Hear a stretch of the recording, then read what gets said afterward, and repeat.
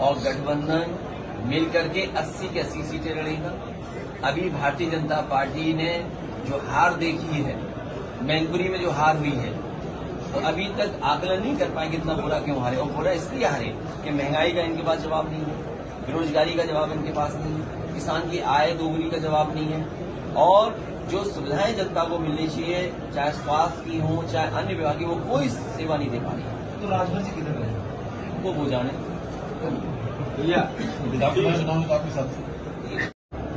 जो सैफी में swimming pool बना है, एक्वेटिक सेंटर है, जिसमें तरह तरह के आप गेम्स कर सकते हैं और हो सकते हैं।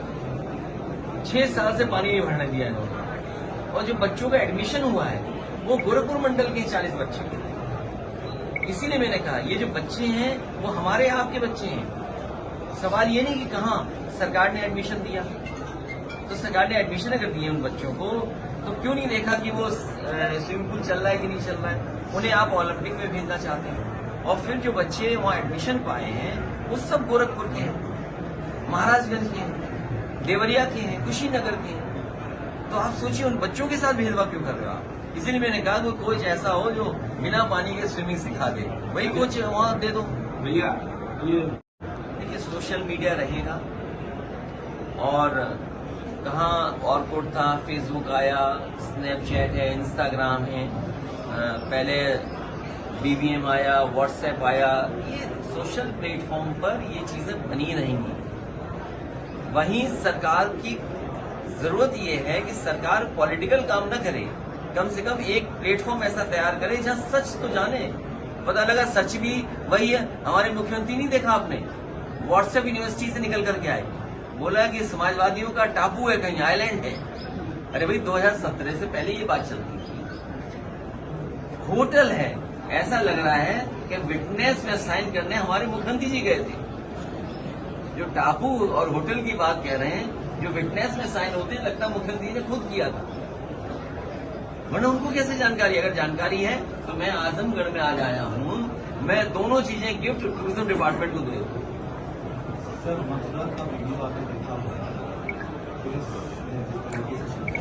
अग्निवीर जैसी आधी अधूरी नौकरी मिलेगी। Agniveer, outsource, privatisation. अगर अग्निवीर की नौकरी है तो क्या ये आधी अधूरी नौकरी नहीं है। हमारा नौजवान वर्दी पहन करके देश की सेवा करना चाहता है और पक्की नौकरी चाहता है, लेकिन अग्निवीर से नौकरी पक्की नहीं मिल रही है, आउटसोर्स से नौकरी पक्की नहीं है, प्राइवेटाइजेशन से नौकरी पक्की नहीं है।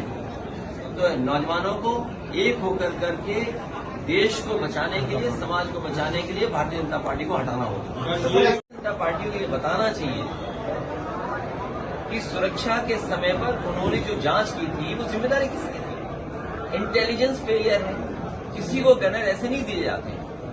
अगर किसी को गनर दिए जाते हैं उसके लिए बाकायदा उसकी इंटेलिजेंस रिपोर्ट मंगाई जाती है कि इसको सुरक्षा की जरूरत है कि नहीं है। विपक्ष के लोग सुरक्षा नहीं देते हैं। सरकार सुरक्षा की जिम्मेदार है। सरकार की जिम्मेदारी सुरक्षा देना है और एक आम नागरिक को सुरक्षा देना। और तब जब उसकी रिपोर्ट ये रही होगी कि उसको सुरक्षा की जरूरत है और वो बीजेपी का सदस्य था, आखिरकार कैसे मारा गया। गनर की जान चली जाए, इससे बड़ी बुरी बात नहीं हो सकती। कि सरकार की जानकारी भी नहीं थी और गनर की जान चली गई। एक नहीं 2-2 गनर चले गए। जो सबसे महत्वपूर्ण गवाह था उसकी जान चली गई। आखिर सरकार क्या कर रही थी। जैसे शूटिंग होती है उस तरह का नजारा देखा लोगों ने। वो सब कुछ कैद है कि बम चला है, बंदूकें चली हैं और लोगों की जान गई है।